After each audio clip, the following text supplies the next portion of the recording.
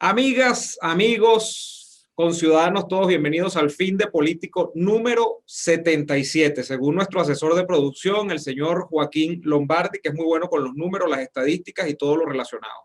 Bueno, bienvenidos sean todos y bienvenido sea usted también, señor Daniel Lara, ¿cómo está? Yo estoy bien, aquí acompañado, Ujú. no me cansaré de decirlo, yo le dije a Donald, sangre de toro con eso, pana, sangre de toro con eso. Llámate a la gente de Vinostrum que sangre de toro te da poder, no te lo quita. ¿Me hizo caso? No. Resultado, ahí lo tiene. Mira, Vinostrum, @Vinostrum58 en Instagram. Síganlos, el Sangre de Toro, distribuidores exclusivos. Llámenlos. Se lo envían a cualquier parte del mundo donde la pandemia lo permita. más nada, yo el sangre de toro no lo he probado, yo me quedé con el de Estraler, pero debe Ah, venir una no, maravilloso. Pueden pedir un Destraler también, que tiene blanco el negro. hacha. Si usted lo que quiere es caerle hachazo a quien le quiere quitar los votos, el Destraler también es un maravilloso caldo. O sea, el de Estraler es un antifraude. Mira, vamos a comenzar rápido porque este episodio está que promete. Y este episodio es como, yo sé que es esperado por la gente porque ya mucha gente dirá, bueno, ¿y qué van a decir estos de las elecciones de los Estados Unidos? Vamos a comenzar por el principio, Aunque Daniel. vas a decir, ¿por qué eres trompista? Yo no. Yo sí. Y yo di mi pliego de argumentación de por qué apoyaba a Trump en las elecciones. Pero fíjate, Pero es que una cosa es apoyar a Trump y otra cosa era tirarse por el piso diciendo que Trump ganaba de calle. no, y otra cosa es, Yo siempre llamé a la prudencia y a la sindera, sí. sí, Porque, claro, y no porque yo me sienta más inteligente que claro, los porque tú demás, eres una, tú sino eres porque una siempre persona somos al muy mismo ponderada. sitio.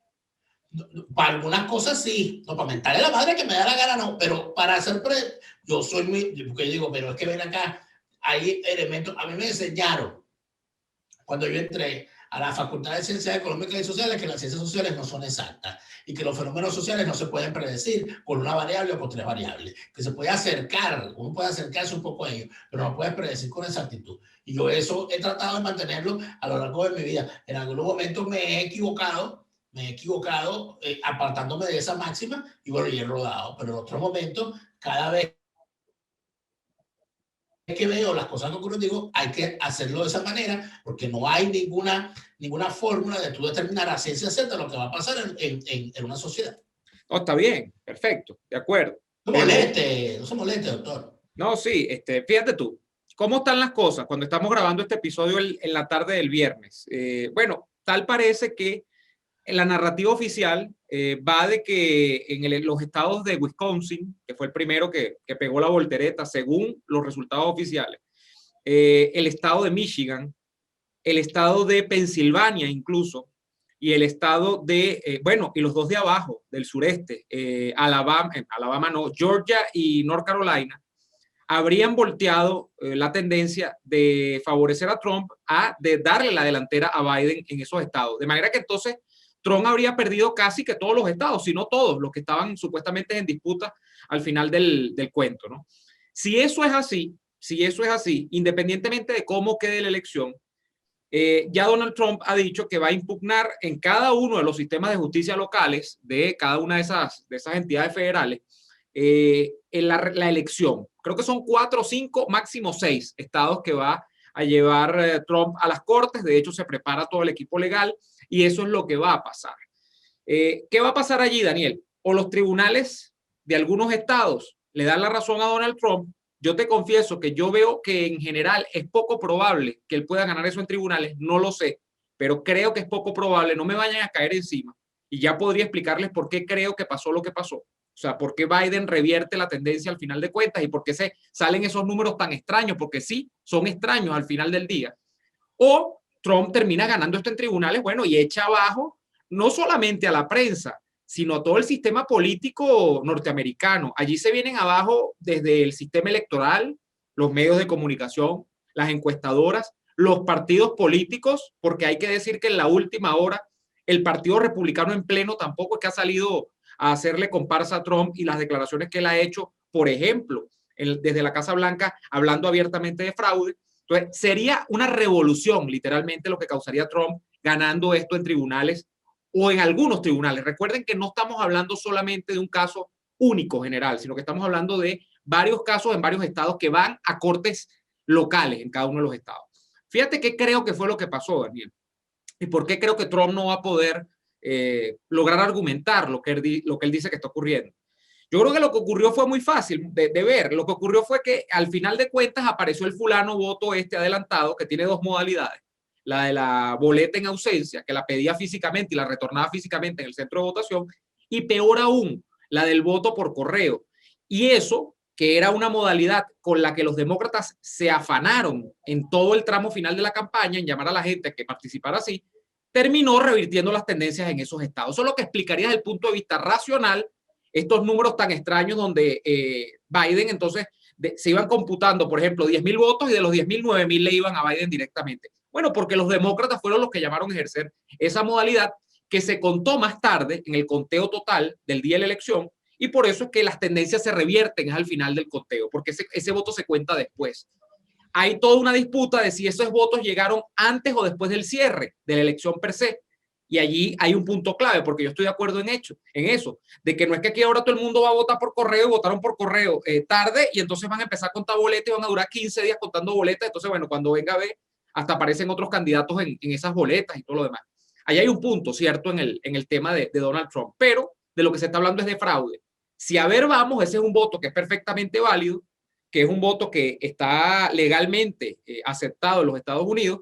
Lo que tiene es que cumplir unos métodos de rigor, o sea, donde los datos tienen que estar bien proporcionados. Se está hablando también de que fueron alteradas las boletas, habría que ver. Pero creo que eso es lo que ocurrió. Ahora, quiero hablar contigo de tres escenarios, Daniel, porque me estoy encadenando, pero yo quiero que tú me ayudes a interpretar tres posibles escenarios, poniendo por caso que ocurra lo que creo que es lo más probable que ocurra, que es que Trump no logre, lamentablemente, ser reelecto, de que esto se diluya en las cortes, porque bien se retira o porque las cortes no le dan la razón. Y bueno, Trump tiene que pasar a la situación de expresidente. Yo comenzaría por el principio. Trump no va a ser un expresidente más. Y hay tres escenarios que podrían pasar para mí. Te hablo del primero y me das tu comentario. Bueno, él va a constituirse, porque ya de hecho lo es, pero ahora lo va a oficializar, en una fuerza propia, más allá de los republicanos. Y en ese sentido, habrá que ver cómo un presidente, que en este caso es un presidente de un solo término, un expresidente ahora, yéndose probablemente el Partido Republicano, porque el partido Republicano va a seguir su marcha. Él termina agrupando el famoso trumpismo y termina siendo quizá Daniel, un factor de oposición determinante en los próximos 4 años que queda en este periodo que recién arranca Joe Biden y que no se sabe si acaso lo va a terminar con Kamala Harris al lado.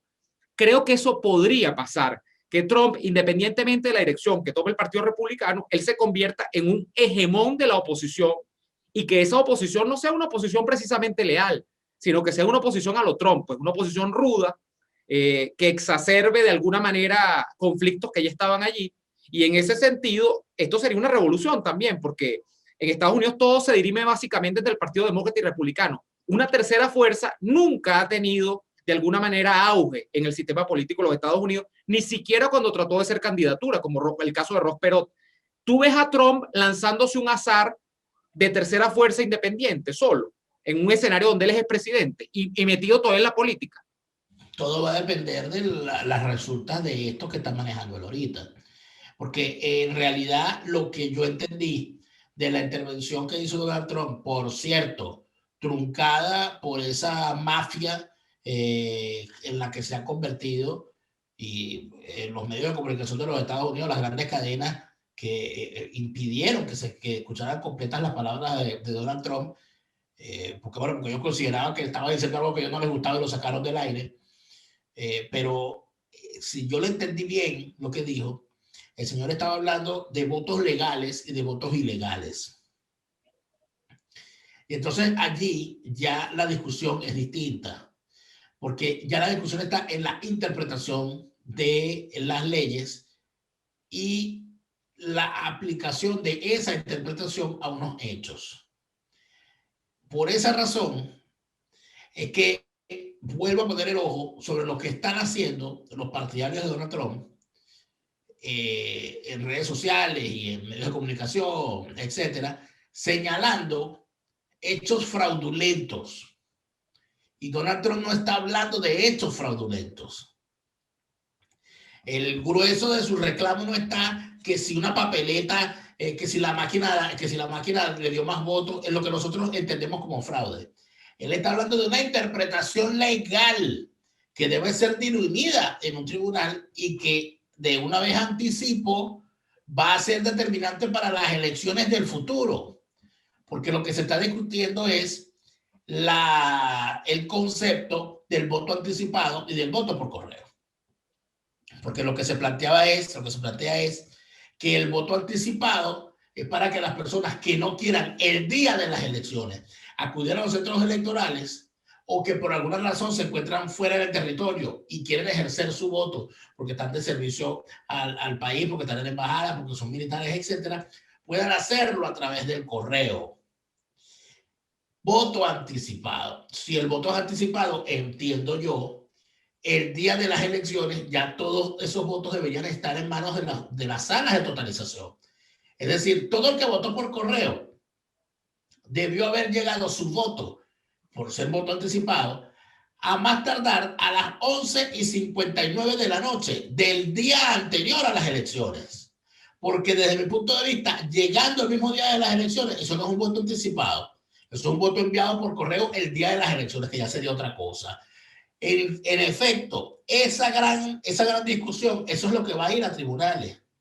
No estamos hablando aquí de las cosas estas folclóricas que ya estamos empezando a ver por las redes, de que no, lo que hacían en Venezuela, yo le toqué la cara a Capriles y se le dio la cara a Chávez, y entonces ahora yo quiero que me dejen votar, y yo voté por fulano y el papelito me dio otra cosa, yo quiero que me vuelvan a dejar votar, o las ideas peregrinas de los demócratas del año 2000, que reclamaron 537 votos de personas de la tercera edad en un condado de la Florida, porque los señores decían que se habían equivocado a la hora de perforar el voto en la máquina de donde le tocaba votar. Entonces, eso, en efecto, esa situación, esa particularidad, es la que va a determinar el futuro. Si Donald Trump logra desmontar eso en tribunales, aquí estamos hablando, por supuesto, de que no sería una victoria, sino que sería una gran victoria, pero esa gran victoria estaría marcada. O sea, el próximo presidente de los Estados Unidos nace marcado, nace con una marca, porque los que son partidarios de que hay un voto ilegal que no debe ser contabilizado, no van a tener a ese presidente como legítimo, sin que esto significa que se vayan a alzar en armas necesariamente. Y en caso de que sea aceptado que existió un voto ilegal que no puede ser contabilizado y sea Donald Trump el presidente, en caso de que eso ocurra, los que desconocieron a Donald Trump como presidente previamente sus 4 años, los que desconocieron a Donald Trump como una persona, inclusive hasta como persona lo desconocen, no van a aceptar su presencia en la Casa Blanca. Por lo tanto, yo creo que el gran escenario planteado desde el principio es el que se está cumpliendo. ¿Cuál es el gran escenario? Que el próximo, que sea quien ocupe la Casa Blanca, aquí viene un periodo de inestabilidad de por lo menos de entre 8 y 12 años, Neymar. De entre 8 y 12 años. ¿Sabes por qué? Porque arranca, en caso de que Donald Trump sea reelecto, va a ser reelecto gracias a los tribunales. Ya eso te garantiza una inestabilidad política que tiene como cenit el año 2024, porque entonces en el año 2024 viene el gran planteamiento de si continúa el trumpismo sin Trump o si el sistema político de los Estados Unidos se mueve de la forma natural en la que se está moviendo en esto desde la elección de Bill Clinton. Un periodo más una reelección, es decir, 8 años para un partido, 8 años para el otro. Si eso no ocurre en esta ocasión y es ratificada la tendencia que da a Joe Biden como presidente, ya Joe Biden ha causado 2 situaciones claras de inestabilidad. En primer lugar, es un presidente sobrevenido que iba a ser un candidato simbólico contra un Donald Trump que partió ganador hasta que cayó la pandemia. Que no perdía. Lo que ya un candidato simbólico siempre es un tipo al cual se pone allí como porque para gastar un cartucho. Número 2, el señor manifiesta que él va a gobernar solamente 4 años y que no se va a postular para un segundo periodo. Si el señor no se va a postular para un segundo periodo, pues amigos míos, estamos hablando de que en el año 2024 tendríamos una nueva situación en la que empezaríamos de cero, como si estuviésemos en el 2020. O sea, habría que escoger a un nuevo presidente, estarían los dos partidos buscando un candidato y es allí donde podríamos nosotros ver lo que están viendo los mercados de Omar en este momento. Claro. Si tú revisas los mercados, ¿qué están haciendo? Lo que se están cayendo. ¿Por qué? ¿Porque Biden es chimbo? No, porque lo que se ve a largo plazo es inestabilidad. El presidente que ocupe la Casa Blanca con estas elecciones no va a ser el mismo presidente que la ocupe en el 2024 porque no vaya a la reelección. Y aquí los Estados Unidos va a estar en una dinámica donde es el sistema, el propio sistema político el que está marcando un paso, obviamente, de inestabilidad. Entonces, eso yo creo que es lo que en realidad está sobre la mesa. Ojo, en el momento en que estamos grabando este programa, porque les recuerdo que este programa es grabado el día viernes, ustedes lo están viendo en estreno, para los que lo están viendo en estreno público en YouTube, lo están viendo el día domingo. Pero permíteme igualmente, y la brevedad nos apremia, ¿no? Pero permíteme igual desarrollar dos hipótesis de escenarios también, y comprendo el tuyo, que además está cifrado en el largo plazo y las implicaciones que tiene esto dentro de los dos partidos, con estos dos líderes tan particulares, ¿no? Biden, que concuerdo absolutamente contigo, y lo decía en Twitter en estos días, lo decía en mi artículo esta semana de la Gaceta, Biden fue un candidato que incluso se eligió por protocolo dentro de la Convención Demócrata, porque cuando arrancó la Convención Demócrata, o mejor dicho, antes de este año de la Convención Demócrata, cuando arrancaron las aspiraciones, lo de Biden todavía era un fantasma en la habitación. No se sabía si el tipo iba a aspirar o no, porque desde finales del año pasado, Daniel, y hasta el primer trimestre de este año, Donald Trump racionalmente, y sabemos que lo electoral a veces es racional, pero también juega el corazón, pero desde el punto de vista del corazón y de la racionalidad, parecía que Trump no perdía la elección. Llegó la pandemia y se cambió el color de las cosas, pero bueno, así es la vida, así es la política, y también el diablo juega, porque yo sí tengo la idea de que esa pandemia, alguna intencionalidad al final del día ha tenido con todo el mundo, con todo el tema de cómo ha asediado las democracias a nivel mundial, ¿no? Pero ya eso lo desarrollaremos en otra ocasión. Dos escenarios, Daniel. ¿Qué ocurre en situaciones normales cuando un presidente, además de un solo término, termina saliendo de la Casa Blanca? Presidentes de un solo término, sobre todo republicanos. Bush padre, Gerald Ford. Creo que si nos vamos más atrás, bueno, habrá alguno también a mediados del siglo pasado. Pero se van para su casa, chicos. Sí, pero además son olvidados rápidamente, como me decía. Pero es que además de eso hay otra situación. No necesariamente. Bueno, y de los demócratas, Jimmy Carter, pero permíteme, se van para su casa. Pero es que espérate un momento. Cuando Johnson sale de la presidencia, Johnson fue un presidente que no se reeligió. Acuérdate que Johnson tuvo una sola presidencia propia, una sola elección. Johnson se va a su casa y queda como un expresidente durante poco tiempo porque murió rápido, sí. Murió rápido. En el caso de Gerald Ford estuvo un buen tiempo también como expresidente. En el caso de Nixon, fíjate, creo que es el caso más llamativo con el que se puede comparar. Porque Nixon fue un presidente sometido al repudio de las instituciones y por eso termina saliendo de la presidencia en unas circunstancias bien particulares. Y lo recordé mucho a Nixon cuando plantea Trump lo que plantea y las resistencias y los temores que haya que Trump pueda inclusive ir más allá del juicio, negándose inclusive a ir a la ceremonia de entrega, quién sabe qué. Porque yo recuerdo una conversación que está en los audios famosos de Richard Nixon, cuando ya todo estaba en su contra y no le quedaba ninguna triquiñuela para aplicar en contra del juicio que se le seguía. Él le dice a su director de despacho, a su jefe de despacho, pero yo me puedo negar a cumplir eso. Y el jefe de despacho le dice, usted se puede negar y tendría que utilizar el ejército. O sea, el tipo le fue claro. Usted se puede negar, pero tiene que usar el ejército. Sí. Y yo quiero que usted me diga si usted quiere hacer eso. Pero Daniel, ¿qué hace un expresidente promedio, demócrata o republicano después que sale? ¿Se va para su casa? Echa el cuento. Echa el cuento. Escribe las memorias. Se le mantiene, en primer lugar, se le da todo el respeto que se merece un expresidente, inclusive con una pensión e inclusive es cuidado por el servicio secreto. Todavía queda el servicio secreto, sí.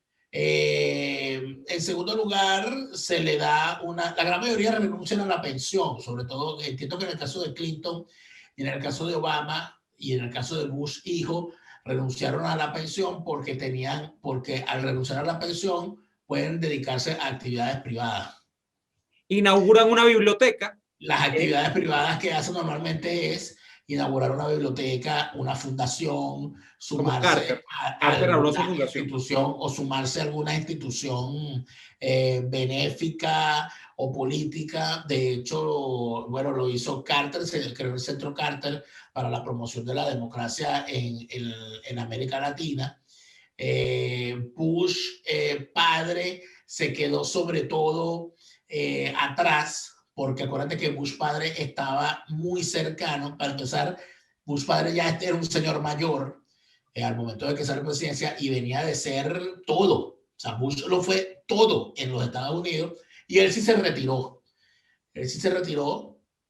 El caso de Reagan fue el más triste porque Reagan salió de la presidencia y yo creo que enfermó.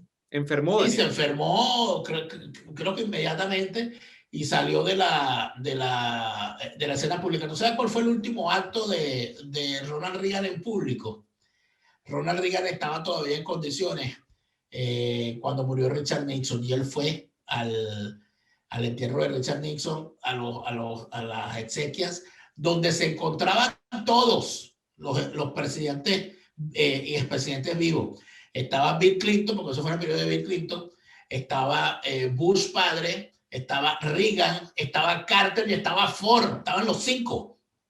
El último tramo del siglo XX, ¿no? Exacto, o sea, prácticamente esa imagen, y bueno, y Nixon era el que estaba siendo, ¿cómo se llama? Pero además los presidentes o los expresidentes cuando salen tienen una especie de función ceremonial dentro de los partidos. O sea, yo no creo que un expresidente, después de que sale, queda siendo como que el factotum dentro del partido. Quizá a veces deja un remanente de simpatizantes que continúan, pero no es que ponen candidato. No, eso ocurre normalmente si ese presidente es cabeza de una familia dentro de los partidos. No del partido, o si estamos hablando de un expresidente reelecto, o sea, que dejó tendencia.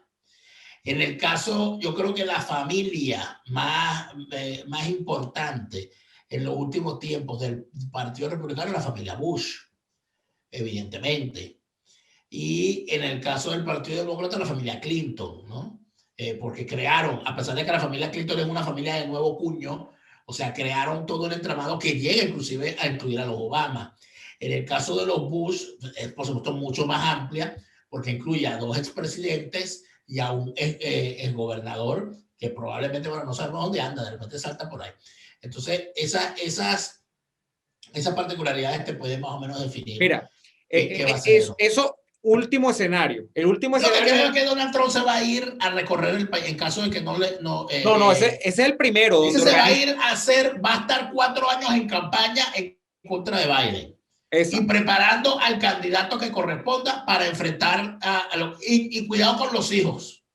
Dicen que cuidado con los hijos, pero incluso siendo Donald Trump lo que es, no teniendo todavía la edad de Biden, cuando lleguemos a 2024, Trump tendrá 78 años y yo le veo vitalidad. No es descartable que, no bajo el paradigma de los partidos tradicionales en los Estados Unidos, no el Partido Republicano, que Trump, y yo no estoy diciendo que esto esté bien o que esto vaya a ocurrir, pero dentro de las formas de Trump es admisible o es posible pensar que eso puede ocurrir, aspire otra vez él a volver al poder. No puede, Neomar, legalmente la Constitución. No puede. Legalmente la Constitución de los Estados Unidos impide que una persona que haya sido electa en una elección presidencial, expresamente, esa es la enmienda 22, no podrá ser candidato si ha pasado más de la mitad del periodo como presidente. Por esa razón es que ninguno lo ha hecho, ni Jimmy Carter, ni Bush padre. De hecho, ni Gerald Ford. De hecho, recuerda que la razón por la cual Gerald Ford no lo escogió nadie. Gerald Ford era senador.